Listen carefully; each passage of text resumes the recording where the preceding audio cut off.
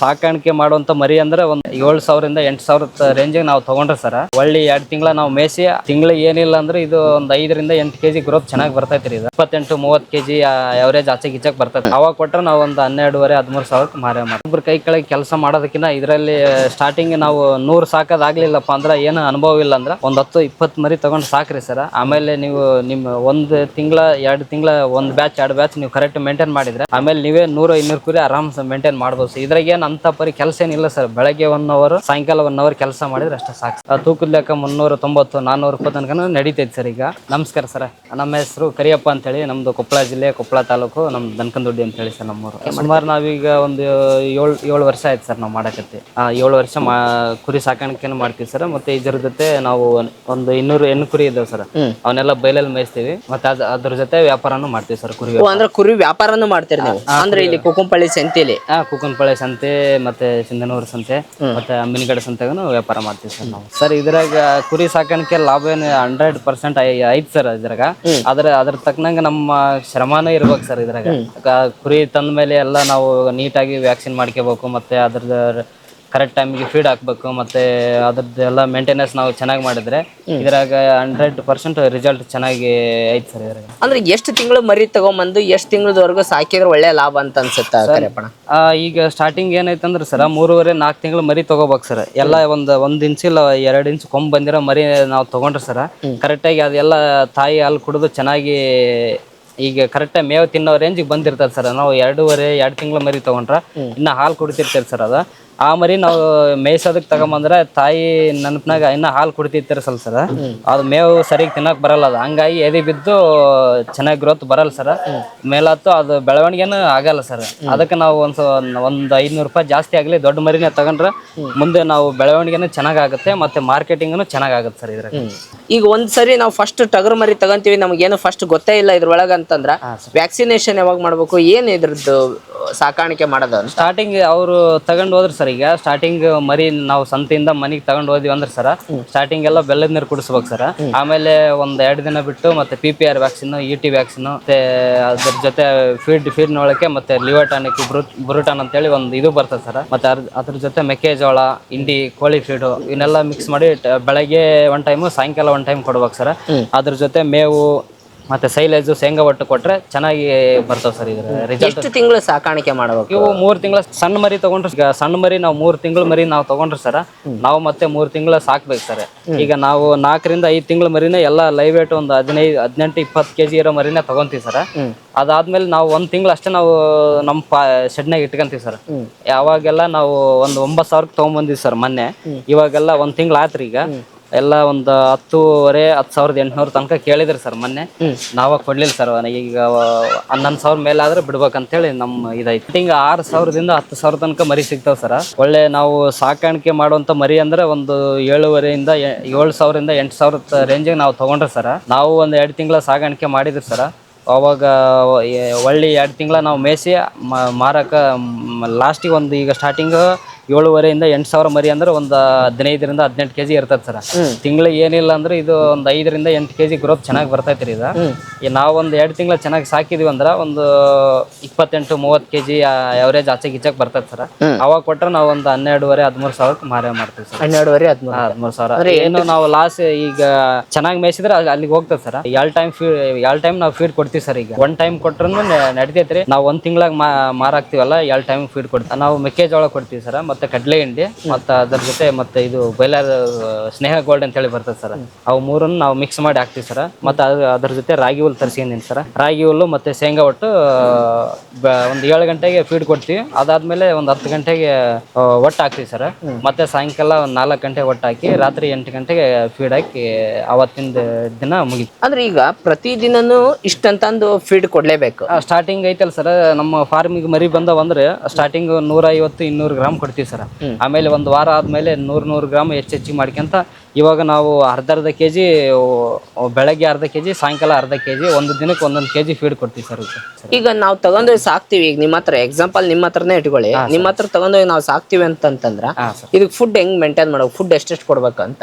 ಈಗಲೇ ನಾವು ಎಲ್ಲ ಕ್ಲೀನ್ ಆಗಿ ಎಲ್ಲ ಸೆಟ್ ಆಗಿದೆ ಸರ್ ಮರಿ. ಈಗ ಏನಿಲ್ಲ ಅಂದ್ರೆ ಅರ್ಧ ಕೆಜಿ ತಿಂತಾವ್ ಸರ್ ಮರಿ. ಈಗ ನೀವು ತಗೊಂಡು ಹೋದ್ರೂ ಐತಲ್ ಸರ್, ಈ ನಾವ್ ಹೆಂಗ ಕರೆಕ್ಟ್ ಮೇಂಟೈನ್ ಮಾಡಿರ್ತೀವಿ ಅದೇ ತರನ ಫೀಡ್ ಮತ್ತೆ ಮೇವು ಮೇಂಟೈನ್ ಮಾಡಿದ್ರ ಬೆಳವಣಿಗೆ ಜಾಸ್ತಿ ಆಗ್ತಾವ, ಮತ್ತೆ ಸೇಲಿಂಗ್ ಚೆನ್ನಾಗಿ ಆಗುತ್ತೆ. ಮಾರ್ಕೆಟ್ ಎಲ್ಲಿ ಕರೆಯಪ್ಪಾರ? ಮಾರ್ಕೆಟ್ ಈಗ ಕುರಿ ಸಾಕಾಣಿಕೆ ಐತಲ್ಲ ಸರ್, ಎಲ್ಲಾ ಕಡೆಯಿಂದನೂ ಹೈಲೈಟ್ ಆಗ್ಬಿಟ್ಟೆ ಸರ್ ಕುರಿ ಸಾಕಾಣಿಕೆ. ನೀವು ಪ್ರತಿ ಯಾವ ಭಾಗದಾಗ ನೀವು ಸಾಕಿದ್ರು ಏನ್ ಲಾಸ್ ಇಲ್ಲ ಸರ್. ಇದು ಚೆನ್ನಾಗಿ ಮೇಂಟೈನ್ ಮಾಡಿದ್ವಿ ಅಂದ್ರ ಈಗ ತೂಕದ ಲೆಕ್ಕನ ತಗೊಂಡ್ ಹೋಗ್ತಾರೆ ಸರ್.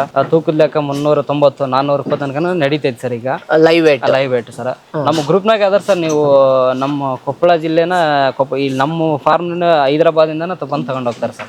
ಎಲ್ಲಾ ಕಡೆಯಿಂದಾನು ತಗೊಂಡ್ ಹೋಗ್ತಾ ಇಷ್ಟು ಮರಿ ಐತೆ ಅಂತೇಳಿ ಯಾವರೇಜ್ ಅವ್ರಿಗೆ 25 ಕೆಜಿ ಮೇಲೆ ಇರ್ಬೇಕು, ಒಂದು 30 ಕೆಜಿ ತನಕ ಇದ್ರ ಅವರೇ ಇಲ್ಲಿ ನಮ್ಮ ಹತ್ರನೇ ಬಂದು ತಗೊಂಡ್ ಹೋಗ್ತಾರೆ ಸರ್. ಡೈರೆಕ್ಟ್ ತಗೊಂಡ್ ಹೋಗ್ತಾರೆ ಸರ್. ಮಾರ್ಕೆಟಿಂಗ್ ಏನ್ ತೊಂದ್ರೆ ಇಲ್ಲ ಸರ್. ಸೊ ಅದು ರೋಗ ಬರ್ಲಾರ್ದಂಗ ನೋಡ್ಕೋಬೇಕು. ಉಳಿಕೆ ಟೈಮ್ ಎಲ್ಲ ಇದು ಜ್ವರ, ಕೆಮ್ಮು, ನೆಗಡಿ ಅದಕ್ಕೆಲ್ಲ ನಾವು ವ್ಯಾಕ್ಸಿನ್ ಎಲ್ಲ ತಗೊಂಡು ಇಟ್ಟಿರ್ತೀವಿ ಸರ್.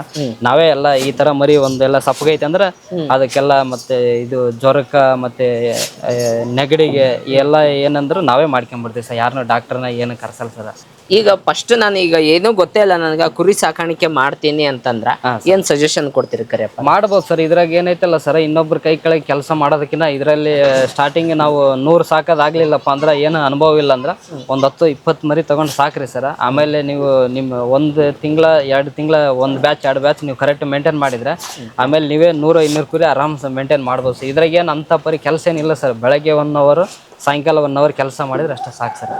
ಇವು ಟಗರ್ ಆದ್ರೆ ಮನೇಲೆ ಒಬ್ಬರೇ ಮೇಂಟೈನ್ ಮಾಡ್ಬೋದು ಸರ್. ಇವೆಲ್ಲ ನಾವು 2 ತಿಂಗಳ ಬ್ಯಾಚ್ನ ಮಾಡ್ಬೋದು. ಇದ್ರಾಗ ಇದ್ದಷ್ಟು ಲಾಭ ಕುರಿಲಿಲ್ಲ ಸರ್. ಹೆಂಗಿಲ್ಲ ಅಂತೀರಿ ಅಂದ್ರೆ ಕುರಿ ನಿಂಗತ್ತೆ ಕಟ್ಟಿ ಸಾಕಾಗಲ್ಲ? ಆಗಲ್ಲ ಸರ್. ಅವು ಬೈಲಲ್ಲಿ ಮೇಯಿಸಿರ್ತೀವಲ್ಲ, ಅವು ಬೈಲಲ್ಲೇ ಮೇಯ್ದ್ರನ್ನ ಅವಕ್ಕೆ ಹೊಟ್ಟೆ ತುಂಬೋದು. ಇವು ಆದ್ರೆ ಏನ್ ಬಿಡ್ರಿ, ಇವು ಶೆಡ್ಡಾಗ ಮೇಯಿಸ್ತೀವಲ್ಲ ನಾವು, ಬೆಳಗ್ಗೆ ಸಾಯಂಕಾಲ ಫೀಡ್ ಕೊಡ್ತೀವಿ, ಅಲ್ಲೇ ಅಡ್ಜಸ್ಟ್ ಆಗ್ಬಿಟ್ಟಿರ್ತದೆ. ಈಗ ಭಾಳ ಜನ ಅಂತಾರ ಇಲ್ಲ ಕುರಿ ಸಾಕಾಣಿಕೆ ಆಡು ಸಾಕಾಣಿಕೆ ಎರಡಕ್ಕೂ ಕಂಪೇರ್ ಮಾಡಿದ್ರೆ ಆಡು ಸಾಕಾಣಿಕೆ ಉತ್ತಮ ಅಂತ ಇರ್ತಾರೆ ಕೆಲವರು. ಅದೇ ಸರ್, ಅವ್ರವ್ರು ಇದು ಸಾಕಾದ್ರೆ ಅಭಿಪ್ರಾಯ. ಅವ್ರವ್ರು ಹೆಂಗ್ ಮೇಂಟೈನ್ ಮಾಡ್ತಾರ, ಅದ್ರಾಗ ಹೆಂಗ ಮರಿ ತಗೊಂಡ್ಬರ್ತಾರ, ಹೆಂಗ ಲಾಸ್ಟಿಗೆ ಕೊಡೋ ಮುಂದೆ ಮಾರ್ಕೆಟಿಂಗ್ ಮಾಡ್ತಾರ, ಹೆಂಗ ಅದನ್ನ ನೋಡ್ಕೊಂತಾರ ಅನ್ನೋದ್ರ ಮೇಲೆ ಅವ್ರವ್ರ ಅಭಿಪ್ರಾಯ ಒಂದೊಂದು ಅವ್ರವ್ರ ಇದ್ರ ಮೇಲೆ ಡಿಪೆಂಡ್ ಆಗಿರ್ತದೆ ಸರ್. ಈಗ ಒಂದು ಟಗರ್ ಮರಿ ನಾವು ಸಾಕ್ತಿವಿ ಅಂತಂದ್ರ 3 ತಿಂಗಳಿಗೆ ಏನ್ ಖರ್ಚು ಬರುತ್ತ?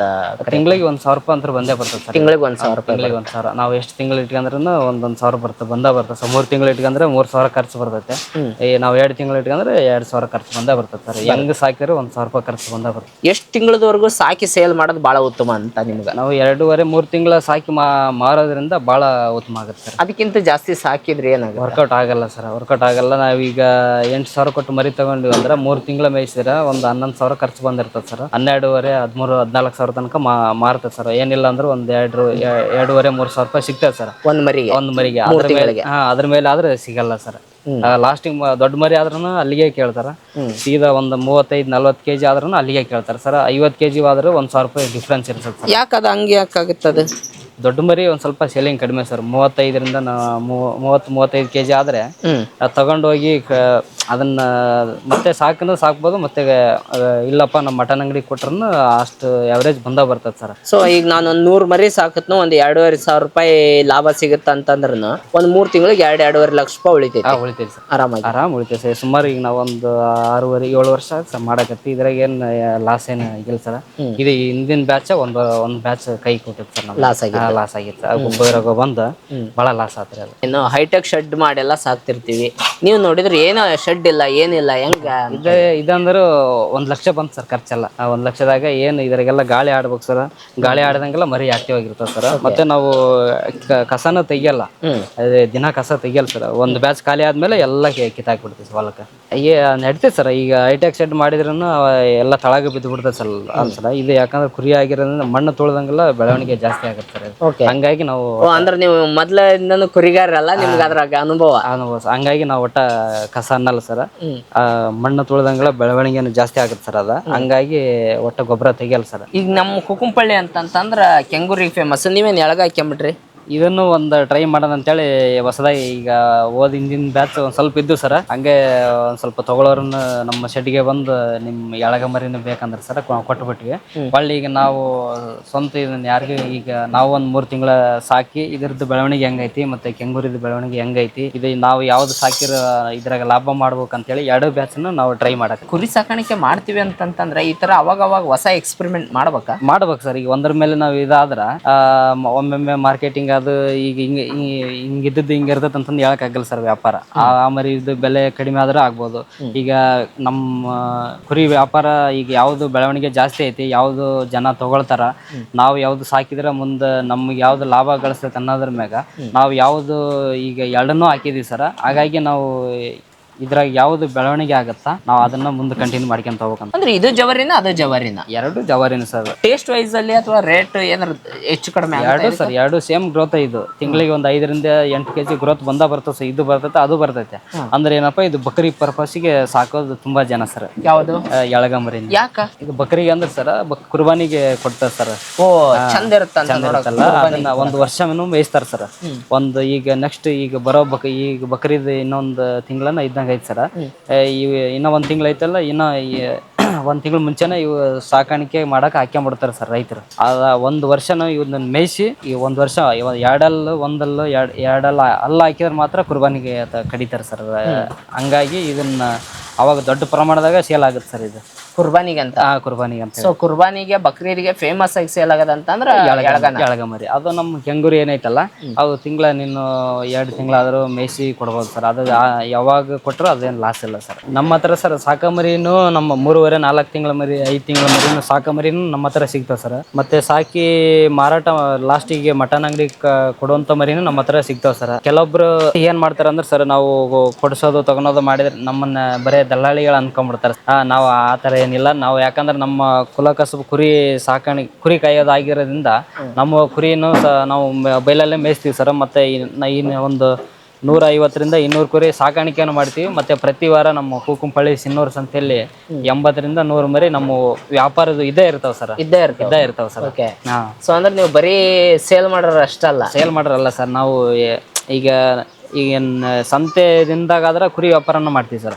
ಮಿಕ್ಕಿದ ದಿನದೊಳಗ ಕುರಿ ಕಾಯಕನು ಹೋಗ್ತೀವಿ. ಮತ್ತೆ ಇದನ್ನು ನಾವು ಸಾಕಾಣಿಕೆಯನ್ನು ನಾವು ಒಟ್ಟು ನಾವು ಖಾಲಿ ಇರಂಗಿಲ್ಲ ಸರ್.